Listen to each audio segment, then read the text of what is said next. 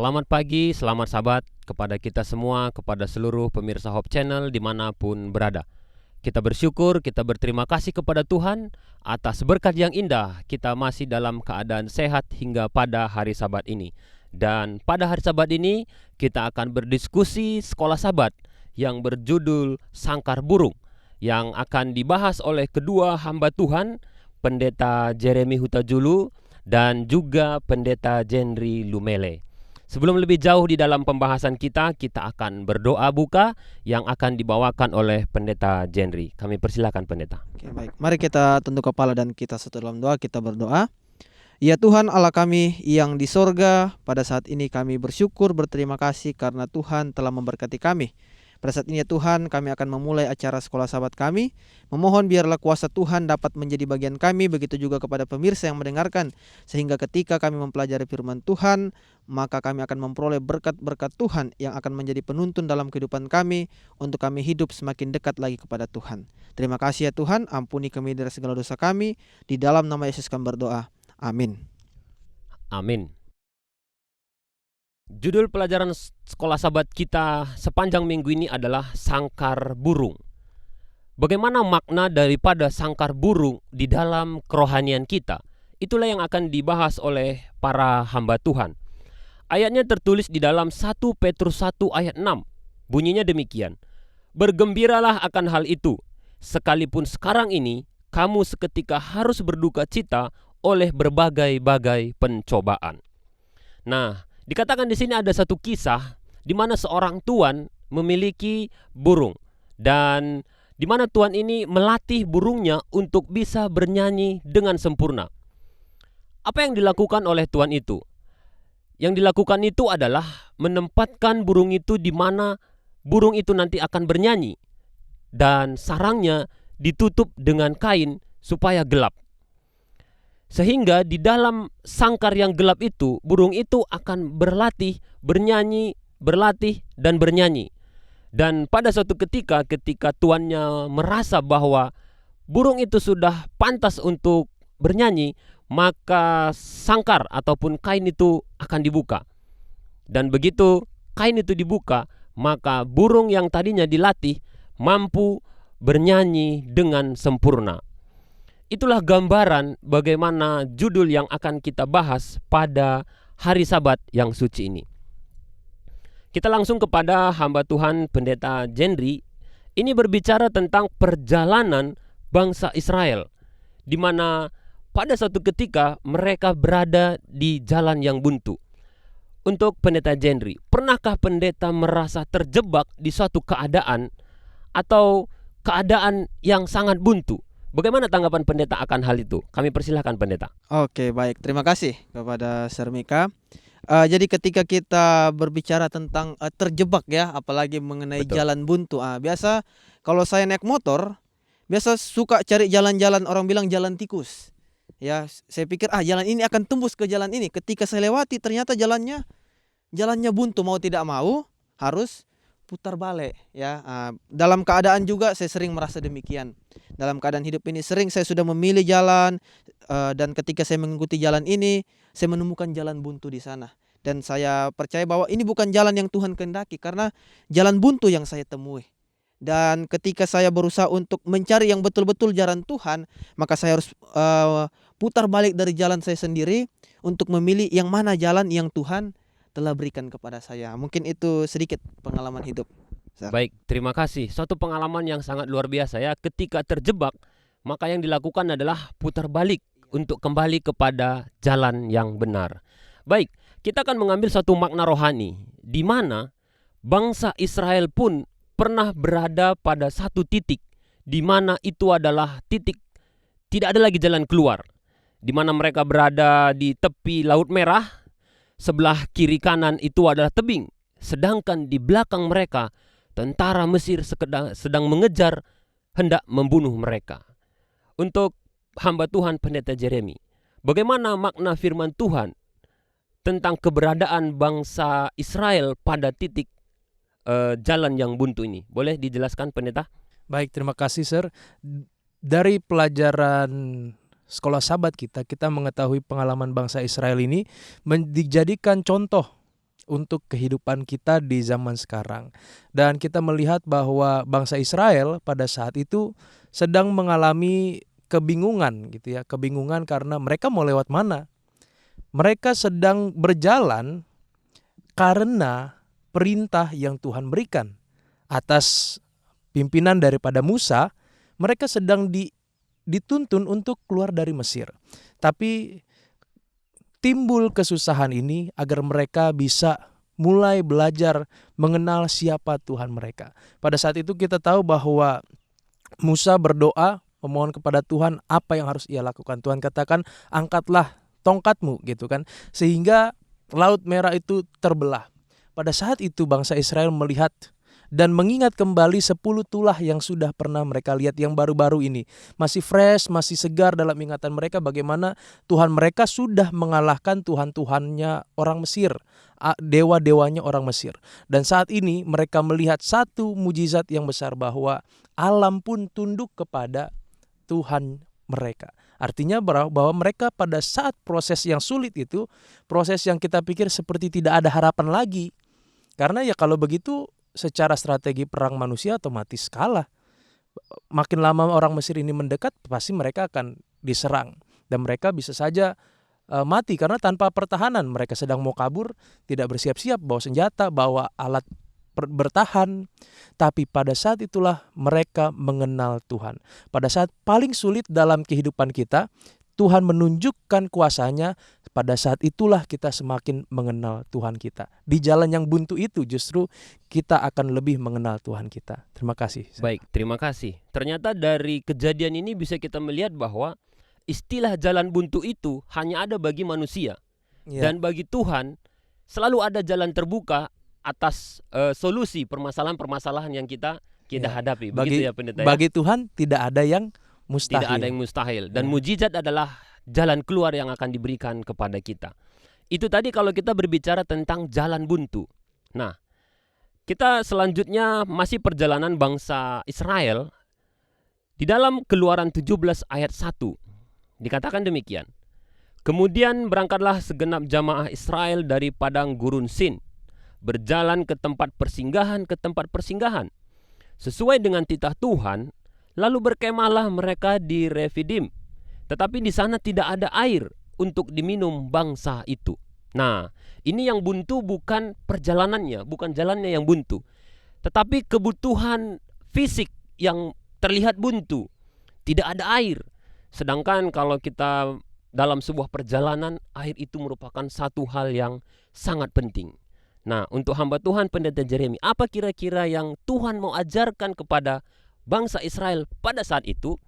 Dan apa yang Tuhan mau ajarkan kepada kita saat sekarang ini ketika kita berada di dalam keadaan seperti ini? Silakan pendeta.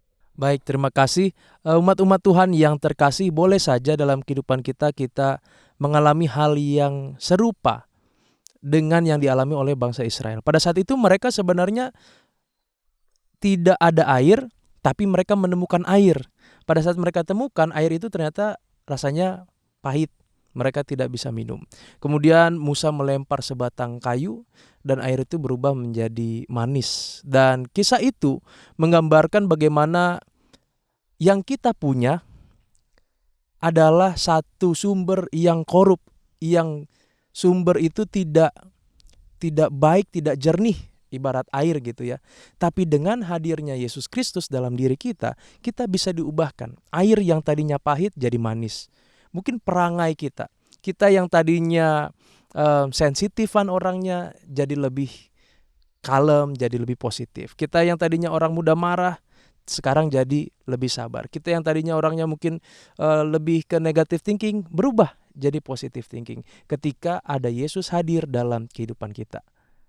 Baik, terima kasih. Jadi setiap kali Tuhan menempatkan kita pada satu posisi, kita yakin dan percaya bahwa Tuhan punya maksud yang baik kepada kita. Betul begitu ya pendeta ya? Tidak akan pernah Tuhan menempatkan kita pada satu tempat atau pada satu posisi atau pada satu keadaan untuk mencelakakan kita. Itu adalah sudah janji Tuhan. Pasti yang terbaik yang akan diberikan kepada kita. Masih di dalam Keluaran 17 ayat 1. Pernahkah kita merasa bahwa merasa bersalah, merasa marah atas keadaan yang sedang kita hadapi. Bagaimana kira-kira pengalaman dari Pendeta Jenry untuk hal ini? Boleh Oh. dijelaskan, Pendeta? Oke, baik ya. Jadi menyambung cerita tadi yang telah disampaikan oleh Pendeta Jeremy. Jadi kalau kita perhatikan di sini, baik di kedua tempat yang dijelaskan ya, baik di Keluaran 15 maupun di Keluaran 17, baik Mara maupun Rapidin, di sana mereka sama-sama membutuhkan air. Dan mereka tidak menemukan air yang pas yang dapat mereka konsumsi pada saat itu, ya. Dan kalau kita perhatikan bahwa yang menuntun mereka ke kedua tempat ini siapa? Adalah tiang api dan juga tiang awan, yang mana itu adalah penuntunan Tuhan yang secara langsung kepada mereka. Ya. Jadi kalau kita bisa lihat di sini, tiang api dan tiang awan ini tidak menjamin bahwa mereka akan selalu berada di tempat yang terbaik. Tetapi terlepas daripada itu semua, penyertaan Tuhan selalu menjadi bagian mereka, dan berkat-berkat Tuhan juga selalu tersedia bagi mereka. Ya, itu terbukti tadi ketika kita baca yang telah dijelaskan oleh Pendeta Jeremy, ketika itu air itu pahit, dilempar sebuah kayu dan air itu menjadi manis. Ketika di tempat yang penuh dengan bebatuan tidak ada air, disuruh Musa pukul batu itu, keluar air juga. Ya, ketika kita kembali lagi pelajari pelajaran yang baru saja kita pelajari, bahwa sebagai manusia itu seolah-olah jalan yang buntu, ya. Seolah-olah jalan yang buntu di mana mereka sudah tidak punya lagi kesempatan untuk melanjutkan perjalanan. Tetapi ketika Tuhan menunjukkan kuasa-Nya, janji Tuhan yang Tuhan telah berikan kepada mereka, Tuhan penuhi, akhirnya kebutuhan mereka benar-benar terpenuhi pada saat itu. Dan satu lagi yang luar biasa, kalau kita baca tadi dalam Keluaran 17 ayat 7, di sana bangsa Israel bertanya, "Tuhan, di manakah Engkau ketika mereka saat itu membutuhkan air?" Padahal Tuhan selalu ada bersama-sama dengan mereka. Tetapi disinilah yang sering terjadi juga dalam kehidupan kita sebagai orang Kristen. Kita sudah dituntun oleh Tuhan, kita sudah disertai oleh Tuhan, dan ketika ada sesuatu yang kita inginkan dan itu tidak terpenuhi, kita akan bertanya, "Tuhan, di manakah Engkau?" Seolah-olah kita merasa bahwa Tuhan meninggalkan kita. Padahal sebenarnya Tuhan sedang ada bersama-sama dengan kita, dan Dia sedang menyediakan jalan yang lebih baik bagi kita. Tinggal bagaimana kita mau percaya akan penuntunan jalan yang Tuhan telah tunjukkan kepada kita. Mungkin itu. Baik, terima kasih. Karena kita yakin Tuhan yang menuntun bangsa Israel, Tuhan yang sama juga yang akan menuntun kehidupan kita. Begitu ya, Pendeta ya. Baik, ini berbicara tentang bagaimana penuntunan Tuhan terhadap bangsa Israel. Sekarang kita lanjut kepada Yesus Kristus. Ini sudah masuk kepada perjanjian baru. Dan di sini akan dijelaskan, kalau di perjanjian lama Tuhan memimpin, tetapi di perjanjian baru ini langsung Tuhan memberikan contoh bagaimana hidup di dalam suatu keadaan yang berat di mata manusia. Dan di sini kita akan berbicara tentang pertentangan besar di padang gurun, di mana kita ketahui bahwa berapa kali Yesus dicobai? 3 kali. Ya. Wah, ini apakah kesabaran kita sudah mampu melewati ketika kita 3 kali di dalam pencobaan? Ini tantangan bagi kita. Pertentangan besar di padang gurun. Apa makna yang bisa kita ambil ketika Yesus dicobai 3 kali di padang gurun? Mungkin Pendeta Jenry kembali bisa menjelaskan tentang hal ini. Kami persilakan, Pendeta. Oke, baik ya. Jadi mengenai pencobaan di padang gurun. Nah, kalau kita baca terlebih dahulu dalam Lukas 4 ayat 1 dan 2, di sana dikatakan Yesus yang penuh dengan Roh Kudus kembali dari sungai Yordan, lalu dibawa oleh Roh Kudus ke padang gurun.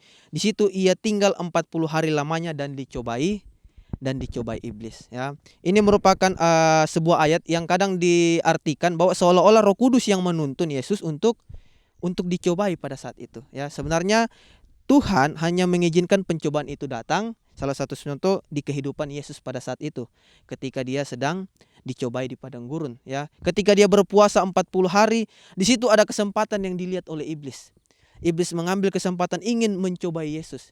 Barangkali Yesus bisa jatuh, ya. Karena pada saat itu kalau kita perhatikan, pasti itu di titik terlemah Yesus sebagai manusia. Dia 40 hari tidak makan, pasti begitu lapar. Dan pencobaan pertama yang iblis berikan adalah suruh dia rubah batu menjadi roti, ya. Itu merupakan sebuah perintah yang kalau kita pikir secara langsung, ya, itu tidak ada salahnya. Karena Yesus lapar dan hanya disuruh rubah batu menjadi sebuah roti. Tetapi Yesus lebih memahami jauh lebih dalam apa yang diinginkan oleh setan. Dan bahkan sampai pencobaan yang ketiga, yang Yesus katakan adalah ada tertulis. Ya, artinya di sini Yesus selalu mengandalkan firman Tuhan. Ketika dia dicobai, yang dia andalkan adalah firman Tuhan, dan dia percaya bahwa kuasa Tuhan akan diberikan kepadanya ketika dia percaya kepada Tuhan. Nah, ini juga hal yang sama yang dapat kita lakukan sebagai umat-umat Tuhan. Ketika kita dicobai, yang menjadi pegangan kita adalah firman Tuhan dan juga kuasa yang Tuhan akan berikan kepada kita semua. Kuasa yang Yesus dapat pada saat itu kita juga akan peroleh ketika kita mau bersungguh-sungguh menyerahkan semuanya kepada Allah kita. Mungkin itu. Baik, terima kasih. Luar biasa ya. Kalau kita lihat di sini, sering sekali pencobaan itu menyentuh kebutuhan pokok kita. Bangsa Israel yang disentuh adalah air minum. Itu kan kebutuhan pokok. Ketika Yesus dicobai, yang disentuh pertama adalah lapar, makanan. Wah, memang berat itu pencobaan, tetapi nanti di akhir akan kita melihat bagaimana solusi-solusi yang akan kita dapatkan. Baik, pelajaran sekolah sahabat kita sepanjang triwulan ini berbicara tentang dalam cawan lebur bersama Kristus. Nah, kita masuk kepada pembahasan yang sesungguhnya itu adalah bagaimana ketika kita berada di dalam cawan lebur itu. Ketika dimasukkan di dalam cawan lebur, akan ada dua kemungkinan yang dialami. Dikatakan di sini, ketika berada di cawan lebur, kita malah terbakar daripada dimurnikan. Jadi ada dua kemungkinan. Kalau tidak terbakar, dimurnikan. Nah, bagaimana Pendeta Jeremy bisa menjelaskan makna kedua hal ini di dalam kehidupan kerohanian kita? Silakan Pendeta. Baik, terima kasih, Sir. Ketika disampaikan terbakar, artinya pencobaan itu berhasil. Artinya api itu berhasil. Berhasil dalam apa? Berhasil untuk membuktikan yang mana, kalau kita ibaratkan emas ya, yang mana emas murni dan yang mana yang bukan. Dan ketika dalam kehidupan kerohanian kita, emas murni itu selalu dikaitkan dengan iman yang murni. Iman yang murni itu artinya kita percaya sepenuhnya kepada apa yang firman katakan.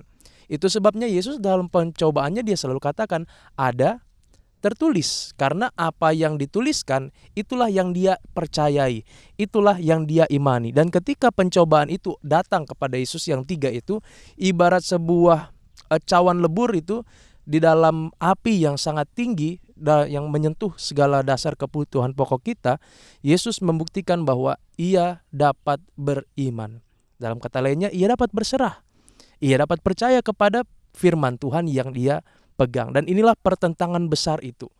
Kalau Yesus pada saat itu contohnya gagal ya, inilah yang disebut dengan pertentangan besar itu. Karena siapa lagi yang akan jadi juru selamat? Sehingga dimasukkan kata pertentangan besar ini artinya ada memang sesuatu hal yang ditaruhkan, yang dipertaruhkan, yang sangat besar untuk keselamatan umat manusia. Dan kalau kita bawa dalam kehidupan kita pribadi, ada sesuatu hal yang dipertaruhkan, keselamatan kita masing-masing. Ketika kita beriman kepada firman Tuhan, maka kita menjadi emas yang murni. Tapi ketika kita tidak beriman atau kita menyerah dengan keadaan kita, justru api yang membakar itu sukses untuk membuktikan bahwa kita hangus, kita bukan emas yang murni. Baik, terima kasih. Jadi di sini kita melihat bahwa Yesus sudah menunjukkan contoh bagaimana kita harus menghadapi pencobaan-pencobaan di dalam kehidupan kita. Bagaimana Yesus mengatakan ada tertulis. Ini mengajarkan kepada kita supaya kita lebih banyak lagi untuk belajar firman Tuhan. Betul. Begitu ya. Supaya ketika ada cobaan, jawaban kita adalah ada tertulis. Iya. Bukan berarti karena ada keinginan semua jadi kompromi kan begitu ya. Tapi mungkin Sir perlu digarisbawahi juga bahwa pada saat itu Yesus tidak menyebut juga kitab apa, pasal apa, ayat apa, sehingga bukan untuk menjadi sebuah seperti sulit nanti harus hafal-hafal ayat Alkitab gitu. Yang penting kita tahu isinya. Itu ada dalam batin kita, itu kita renungkan dan itu kita percaya. Karena Yesus juga pada saat itu tidak langsung direct menyebutkan dituliskan oleh ini. Karena inti firman itulah yang kita imani, yang kita hidupi. Baik, terima kasih. Sepertinya rangkaian ini happy ending ya. Awalnya kita melihat ada satu pertentangan yang besar. Ya. Bisa-bisa kita kan ngeri sekali ya kehidupan itu ya, pencobaan itu. Tetapi Tuhan selalu menyediakan jalan keluar. Dan Tuhan sudah menunjukkan melalui kehidupannya selama dia berada di dunia ini. Di akhir daripada sebuah permasalahan dan ujian. Ini sudah di akhir daripada sebuah pertentangan yang kita hadapi. Warisan ataupun pengharapan apa yang bisa kita dapatkan, sehingga melalui pengharapan itu kita bisa kuat menjalaninya. Kadang-kadang kalau tidak ada yang mau diharapkan, lemah juga kita menghadapi pencobaan ini ya. Nah, bagaimana Pendeta Jeremy bisa menjelaskan ini kepada kita bahwa pengharapan yang bisa menguatkan kita selama proses pembentukan karakter kita. Silakan Pendeta. Baik, terima kasih Sir. Ini kita melihat kembali seperti yang disampaikan di awal dari pelajaran sekolah sahabat kita tadi Sir, bahwa digunakan sebuah perumpamaan pelajaran yang kita ambil dari sangkar burung. Tujuan harapan burung itu seperti tersiksa tidak melihat cahaya matahari untuk sementara waktu adalah supaya ia boleh memfokuskan seluruh inderanya mempelajari, mengingat dan bisa bernyanyi dengan baik. Dan nanti ketika sudah dibuka kain yang menutupi sangkar burung itu, diharapkan dia bisa bernyanyi dengan sangat indah. Demikian jugalah kita pada akhirnya. Diharapkan dari setiap pencobaan yang kita alami, kita akan keluar sebagai emas yang murni. Dengan segala tabiat kita yang semakin lama diperhalus, semakin lama diperbaiki karena Roh Kudus Tuhan menyertai kita. Dan di dalam 1 Petrus 1 ayat 6 dan 7, sahabat-sahabat sekalian, umat-umat Tuhan yang terkasih, dapat melihat juga, mungkin Pak Pendeta Jendri boleh membantu membacakan dalam ayat yang ke-6 dan yang ke-7. 1 Petrus 1 ayat 6 dan 7. Bergembiralah akan hal itu, sekalipun sekarang ini kamu seketika harus berduka cita oleh berbagai-bagai pencobaan. Maksud semuanya itu ialah untuk membuktikan kemurnian imanmu yang jauh lebih tinggi nilainya daripada emas yang fana yang diuji kemurniannya dengan api, sehingga kamu memperoleh pujian-pujian dan kemuliaan dan kehormatan pada hari Yesus Kristus menyatakan dirinya. Terima kasih Pak Pendeta. Itulah Sir yang kita bisa dapati dari ayat ini, bahwa pencobaan yang kita hadapi ini hanya seketika, sementara, tapi ada finalnya, ada ujungnya yang kita harapkan. Sesuatu hal yang bukan lagi seketika, sesuatu hal yang bukan lagi sementara, tapi itulah yang bersifat kekal. Dan itulah pada saat kita membaca ayat ini, kita diharapkan untuk lebih memperhatikan hasil akhir yang lebih mantap daripada enak sementara tapi ujungnya kita merana. Kurang lebih begitu. Silakan, mungkin ada tambahan dari Pendeta Jendri terkait hal ini. Baik, terima kasih ya. Menyambung tadi dari yang Pendeta Jeremy sampaikan mengenai akhir dari segala sesuatu yang terjadi, ya. Ya, pada saat ini ketika kita mungkin memilih mengikut Tuhan, kita melihat orang lain yang di luar sana yang mungkin kehidupannya tidak percaya dengan Tuhan, kok kehidupan mereka baik-baik, ya, kehidupan mereka sepertinya lebih makmur daripada kita. Ya, kadang kita merasa, ini Tuhan yang saya percaya di mana? Ya, inilah dari pelajaran ini kita diberikan pemahaman, ya, bahwa kita sementara mungkin seperti burung ini, kita sementara ditutup sangkarnya. Kita dilatih semua diri kita untuk membuat iman kita menjadi iman yang lebih kuat. Nanti ketika tempat itu dibuka atau penutup itu dibuka, kita akan timbul menjadi seorang yang punya iman yang begitu luar biasa. Sama seperti ilustrasi tadi di awal yang telah kita dengarkan bersama, bahwa burung itu ketika dibuka penutupnya, dia dapat berkicau dengan indahnya. Begitu juga sebagai manusia, ya, sebagai umat-umat Tuhan, dalam pengalaman iman ketika kita diuji dengan berbagai-bagai pencobaan dan kita berhasil menang, ya, bukan kita kalah. Seperti tadi yang dibilang, bukan kita terbakar, tetapi kita dapat dimurnikan. Disitulah akan menjadi pembuktian bahwa ketika Yesus datang pada kali yang kedua, kita akan menerima warisan abadi yang luar biasa itu. Baik, terima kasih. Karena kita di alam seperti ini Pendeta, saya teringat istilah kepompong. Ada satu masa dia harus menutup dirinya. Dia berada dalam sebuah kegelapan. Hingga tiba pada satu saat dia keluar sebagai kupu-kupu yang luar biasa. Begitu ya Pendeta ya. Wah, luar biasa sekali. Pelajaran sekolah sahabat kita mengajarkan kepada kita bahwa di balik sebuah permasalahan ada harapan yang sangat luar biasa. Kembali kepada Pendeta Jeremy, di sini dikatakan ada tokoh yang bernama Alex. Nah, bagaimana pelajaran ini mengajarkan kepada kita kisah tentang Alex ini, hubungannya dengan api atau pencobaan. Silakan pendeta. Baik, terima kasih Sir. Jadi di kisah Alex ini, umat-umat Tuhan yang terkasih, kami percaya boleh sambil lihat buku Sekolah Sahabatnya bahwa ia awalnya adalah orang muda yang penuh dengan masalah. Kehidupannya jatuh ke dalam berbagai macam kenakalan-kenakalan, narkoba, kekerasan, dan bahkan beberapa waktu dia habiskan, dia luangkan di penjara karena akibat-akibat kejahatan yang dia lakukan. Kemudian pada saat itu dia mulai belajar tentang Allah, dia mulai belajar tentang Yesus, dan kehidupannya pun berubah. Roh Kudus menguasai kehidupannya dan dia mengalami satu panggilan untuk menjadi seorang hamba Tuhan, menjadi seorang pendeta. Dan ketika ini ia lakukan, ia berpikir-pikir, dapatkah saya melakukan hal ini? Layakkah saya? Dan bagaimana dengan masalah pembiayaannya? Ternyata Tuhan buka jalan sehingga semuanya bisa dimulaikan, tapi di tengah jalan masalah mulai datang. Dia mulai ada yang pendanaannya mulai berhenti dan masalah-masalah yang lain, dan dia mulai bahkan kembali lagi kepada kejahatan-kejahatan yang sebelumnya. Dan di sini sampaikan bahwa dia tidak mengerti kenapa semua ini terjadi, kenapa Allah membawa hal ini kepada kehidupannya. Dan mungkin saja kita ada yang mengalami hal-hal itu. Dari pelajaran ini kita mau melihat ada janji-janji firman Tuhan.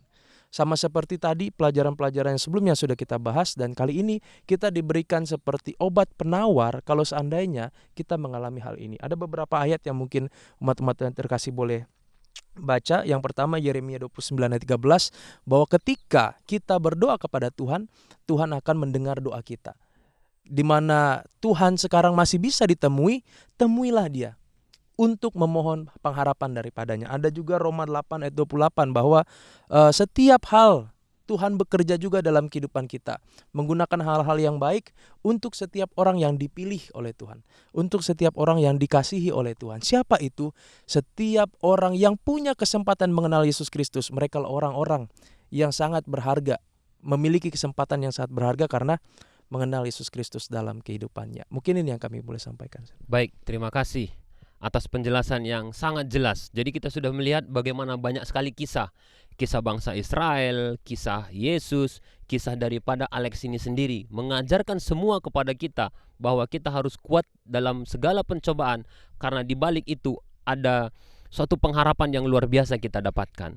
Sebagai kesimpulan, kita akan mendengarkan kesimpulan yang akan disampaikan oleh Pendeta Jenry, demikian juga nanti dari Pendeta Jeremy. Untuk kesimpulan pertama, mungkin bisa disampaikan oleh Pendeta Jenry. Oke, baik. Terima kasih, Sir. Jadi sebagai kesimpulan terakhir yang bisa saya bawakan dari pelajaran kita, saya kembali ingin mengambil kisah dari Alkitab, kisah mengenai hamba Tuhan yang bernama Ayub. Ya, ketika semasa hidupnya dia berkenan kepada Tuhan, tetapi dia dicobai oleh berbagai macam pencobaan. Ya, bisa kita bayangkan, dia harus kehilangan semua hartanya, dia harus kehilangan anak-anaknya, istrinya harus meninggalkan dia, dan bahkan dia harus terkena penyakit yang begitu hebatnya yang dia alami. Ya, dan kalau kita perhatikan juga di lanjutan kisahnya, istrinya malah menyuruh dia untuk mengutuki Tuhan. Tetapi apa yang Ayub lakukan? Dia tetap setia kepada Tuhan. Dan nanti di akhir dari cerita dari kitab Ayub, kita melihat bahwa Ayub dipulihkan kehidupannya lebih baik daripada sebelumnya. Dan saya suka satu perkataan yang Ayub sampaikan dalam kitab Ayub pasalnya yang ke-23. Dalam Ayub 23 ayatnya yang ke-10. Ayub berkata demikian, "Karena ia tahu jalan hidupku, seandainya ia menguji aku akan timbul seperti emas." Ya, berhubungan dengan pelajaran kita, Ayub percaya bahwa ketika dia dicobai, diizinkan pencobaan itu datang di dalam kehidupannya, dia tahu bahwa Tuhan mengenal jalan kehidupannya. Ketika dia harus dibawa ke dalam keadaan yang sulit, dia percaya bahwa pada saat itu dia sementara diuji, dan ketika dia berhasil dalam ujian itu, dia akan timbul sebagai emas. Hal yang sama juga yang harus kita lakukan sebagai umat-umat Tuhan. Di tengah berbagai macam kesulitan yang kita alami pada saat ini, banyak pencobaan yang terjadi dalam kehidupan kita, ketika kita mau bertahan sama seperti Ayub, begitu juga Yesus Kristus dapat bertahan dalam pencobaan yang dihadapi, maka nantinya dia akan timbul seperti emas yang begitu murni. Begitu juga iman kita akan timbul sebagai iman yang murni nantinya. Mungkin itu. Wah, sangat luar biasa. Kisah Ayub juga mengajarkan kepada kita. Mungkin dari Pendeta Jeremy ada yang mau disampaikan sebagai penutup daripada pelajaran sekolah sahabat kita. Baik, terima kasih. Saya ingin mengajak kita untuk membayangkan tadi posisi si burung yang sedang dilatih di dalam sangkar. Ketika dia di dalam sangkar, kebetulan saya pernah melihatnya ketika berolahraga jalan pagi, ada tetangga yang memiliki satu ruangan khusus di mana itu ada banyak sangkar burung, dan setiap sangkar burung itu punya kain-kain khusus untuk ditutupin. Saya tanya kenapa harus ditutup? Supaya makin bagus suaranya, makin gacor kalau kata orang ya.